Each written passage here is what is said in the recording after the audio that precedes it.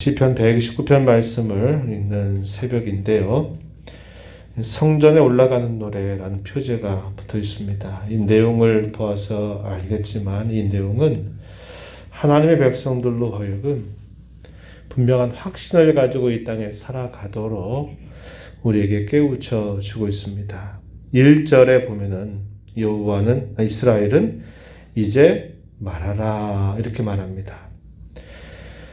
말하라 이 말은 기억해라, 잊지 말아라, 또 고백해라 하는 그런 뜻을 우리에게 담아주는 것이죠. 뭐라고, 무엇을 말하라고 가르쳐 주는가? 이어지는 말씀 1절과 2절까지 쭉 보면은 이렇게 말합니다. 그들이 내가 어릴 때부터 여러 번 나를 괴롭혔다. 그들이 내가 어릴 때부터 여러 번 나를 괴롭혔다. 하지만 나를 이기지 못하였다고. 말하라, 고백해라, 잊지 말아라 이렇게 표현하는 것입니다. 이것은 하나님의 백성인 이스라엘이 하나님께 꼭 가져야 할 확신의 내용임을 우리에게 잘 가르쳐 주고 있다는 겁니다. 그들이 누구를 말할까요? 대적자들을 말하죠. 이스라엘 백성들을 괴롭히고 대적하는 자들을 여기 그들이다 이렇게 표현했고, 내가 어릴 때부터 이 말은 이스라엘을 통치하고 있는 말입니다. 이 말이 적용을 할 때에는 국가적으로, 때로는 교회적으로, 때로는 개인적으로 다 적용할 수 있는 그런 표현임을 알게 됩니다. 여러 번 나를 어릴 때부터 괴롭혔다. 이것은 역사적으로는 특별히 이스라엘 백성들을 괴롭혀서 그들을 종살이하게 했던 민족들, 예를 들면 애굽 나라를 들 수 있겠죠. 그리고 역사가 흘러가면서 북이스라엘 나라를 패망시키고 포로로 만들었던 아수르 나라, 그리고 남유다까지 결국 패망해서 포로로 만들었던 바벨론, 이런 나라들을 지칭한다 볼 수 있겠습니다. 그뿐만 아니라 그들의 역사 속에서 끊임없이 이스라엘 민족의 주변에 있는 여러 나라들, 그런 나라들이 끊임없이 이스라엘을 괴롭히고 공격했던 일들을 했던 것이죠. 그런 모든 나라들을 다 여기 엮어서 볼 수 있는 그런 표현이다 한 겁니다. 어릴 때부터 그들의 역사 속에서 오랜 시간 전부터 끊임없이 이스라엘 민족을 괴롭혔던 여러 주변의 국가들, 또 그런 나라들, 대적 나라들 다 표현하고 있는 말이다 한 겁니다. 괴롭혀서 큰 공고와 시련과 아픔을 당했다는 거예요. 그러나 결국 그들이 이겨내지 못했다 이렇게 말합니다. 아무리 그들이 힘을 행사하고 그들이 정복한 것처럼 보이는 상황이 펼쳐진다 하더라도 언제나 그들이 결국은 이스라엘을 정복하거나 이스라엘을 무너뜨리지 못했다. 오히려 이스라엘 민족이 끊임없이 그들로 하여금 여러 시련과 어려움들을 이겨내고 또 승리하면서 또 지나왔다라는 것을 분명하게 기억해라, 그것을 가르쳐 주고 있습니다. 그 시련의 내용들을 비유적으로 표현하면서 이렇게 표현했어요. 3절 말씀에 보면은 우리 이미지 속에 잘 들어올 뻔한 표현입니다. 한번 보시기 바랍니다. 밭가는 자들이 내 등을 갈아 그 고랑을 길게 지었도다. 밭가는 자들, 대적 나라들을 표현하고 있는 말이죠. 내 등을 갈아, 사람의 등을 표현했어요. 등을 갈아가지고 이 등에다가 고랑을 길게 지었다는 겁니다. 그만큼 고통스럽고 극심한 시련이나 환난이 닥쳤다고 말하는 것을 이렇게 비유적으로 표현을 했다는 거예요. 그러나 언제나 하나님께서 함께 하셨다. 하나님은 의로우신 분이시다. 이 말은 하나님은 그분이 하신 약속에 있어서 그 약속을 반드시 이루어 주시는 분이시다. 이것을 하나님의 의로우심이다 이렇게 표현합니다. 여호와께서는 의로우사 악인들의 줄을 끊어 버리셨도다 이렇게 말합니다.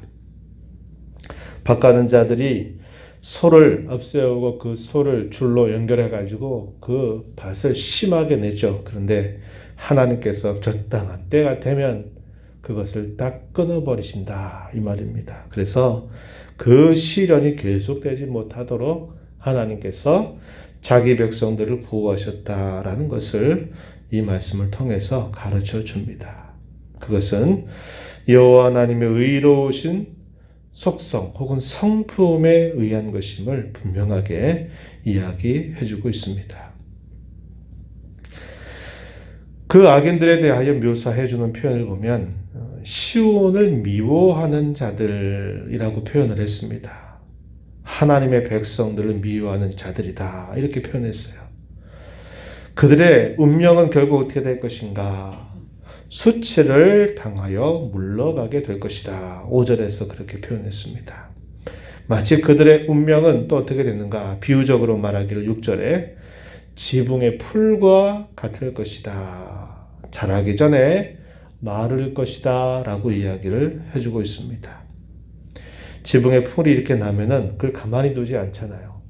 반드시 낫을 가지고서 지붕에 나는 그런 풀들을 다 잘라버리게 됩니다. 그것을 마치 악인들의 운명에 비유하면서 악인들의 운명은 그와 같게 될 것이다. 이렇게 이야기를 해주고 있습니다. 이런 것은 베는 자의 손과 문동자의 품에 차지 아니한다. 이런 것들을 배워내면 이것들을 귀하게 여기거나 소중하게 여기는 것이 아니라 그것을 쉽게 팽개쳐 버리는 것과 같다는 것이죠.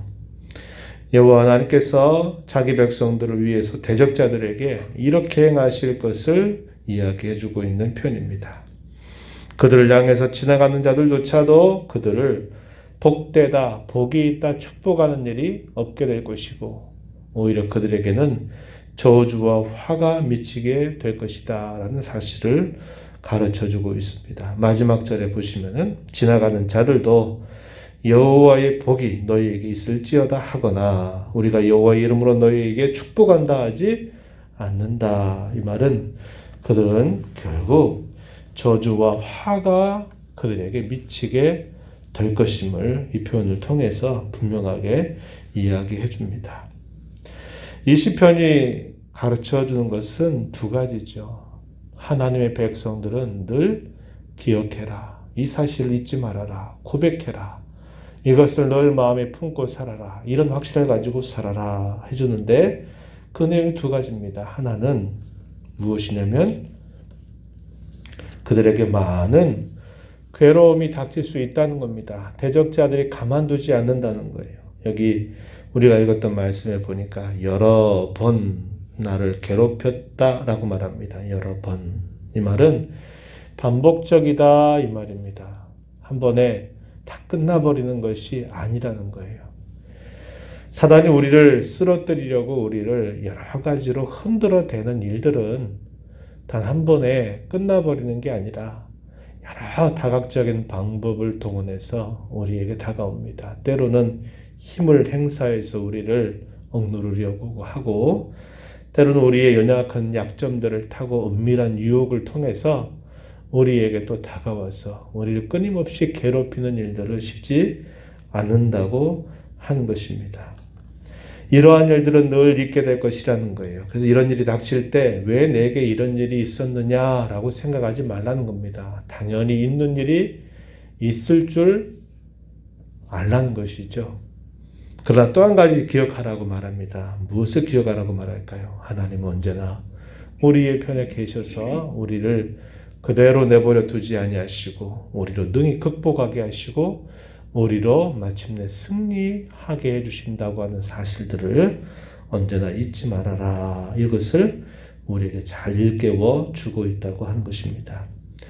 바울 사도는 로마서 8장에서 이러한 놀라운 확신을 가지고 살 것을 우리에게 가르쳐 주죠. 어떤 확신입니까? 로마서 8장 35절에 보면은 누가 우리를 그리스도의 사랑에서 끊으리요. 환난이나 곤고나 박해나 기근이나 적신이나 위험이나 가리랴 이렇게 반문합니다. 그 누구도 그 어떤 것도 우리를 사랑하시는 그 하나님의 사랑에서 끊을 수 있는 것이 없다라고 말합니다. 사망이나 죽음이나 또 장래일이나 현재일이나 그 어떤 것도 우리를 끊을 수 없다. 이 사실을 확신하면서 살 것을 가르쳐 주고 있습니다. 이어지는 9절, 8장 37절에 가면은 또 이렇게 말합니다. 그러나 이 모든 일에 우리를 사랑하시는 이로 말미암아 우리가 넉넉히 이기느니라. 이렇게 우리에게 가르쳐 주고 있습니다. 저와 여러분이 살아가는 이 땅의 수고로운 삶 속에서 우리가 반드시 가져야만 되는 확신이 바로 이것임을 언제나 잊지 마시기를 바랍니다. 늘 하나님 앞에 이런 고백을 드리는 것입니다. 우리가 시련이나 환난이나 어려움을 당하게 되면 낯설게 여기지 말고 이런 일이 당연히 있을 줄 알고, 그러나 여전히 하나님은 그분의 크신 능력과 그분의 손길로 우리를 언제나 붙들어 주시고 건져 주시고 승리케 하신다고 하는 사실들을 확신하면서 살아갈 것을 가르쳐 주고 있어요. 이 세상에 살아가는 성도들의 모습에 대하여 성경은 우리에게 이러한 사실들을 분명하게 가르쳐 준다는 겁니다. 예를 들면 요한복음 15장 19절 말씀에 보면은 이렇게 말합니다. 왜 성도가 이 땅에서 시련과 환난을 겪는가? 근본적으로 성도의 신분이 이 세상에 속하지 않는 자이기 때문이다. 하나님께 속한 자가 되었기 때문이다. 이렇게 가르쳐 줍니다. 너희가 세상에 속하였으면 세상이 자기의 것을 사랑할 것이나 너희는 세상에 속한 자가 아니요 도리어 내가 너희를 세상에서 택하였기 때문에 세상이 너희를 미워한다. 예수님이 이렇게 우리에게 가르쳐 주셨습니다. 성도가 또 환난을 당하는 하나의 중요한 이유는 경건하게 살고자 하기 때문이다. 믿음으로 살고자 하기 때문이다 라는 사실도 가르쳐 줍니다. 디모데후서 3장 12절에 보면은 무릇 그리스도 예수 안에서 경건하게 살고자 하는 자는 박해를 받을 것이다 라고 우리에게 가르쳐 주고 있습니다. 믿음으로 살고자 하기 때문에, 경건하게 살고자 하기 때문에 우리가 많은 시련과 박해를 당하게 된다라고 분명히 설명해 줘요. 그래서 이렇게 말하는 겁니다. 환난 받는 일을 낯설게 이상하게 여기지 말라고 또 우리에게 가르쳐 줘요. 요한일서 3장 13절에 보면은 이렇게 말합니다. 형제들아, 세상이 너희를 미워하여도 이상히 여기지 말라. 이것은 당연한 것이다 라고 분명히 기억하고 살아라. 마치 예방주사를 놓는 것과 똑같습니다. 이 세상을 살아가는 성도에게 백신 주사를 놔주는 것과 똑같아요. 그런 일이 있을 때 그래, 이런 일이 올 줄 알았다, 이런 생각을 하라는 것입니다. 그런 환난을, 시련을 당하게 될 때 이런 자세를 가지면 우리에게 큰 도움이 될 것이죠. 욥이 당했던 그 시련을 대했던 그의 태도, 욥기서 23장 10절에 보면은 그러나 내가 가는 길을 그가 아신다. 그가 나를 단련하신 후에는 내가 순금같이 나오게 될 것이다. 욥은 자신이 당한 수많은 그 고초와 어려움, 그 고통의 깊이 속에서 이러한 고백을 드리는 겁니다. 나는 어떻게 될지 모른다. 그러나 하나님은 내가 가는 길을 다 아신다. 그분이 결국은 나를 단련하셔서 순금과 같이 나를 정화하실 것이다 라는 확신을 가지고 살아가는 자세가 필요하다고 하는 것입니다.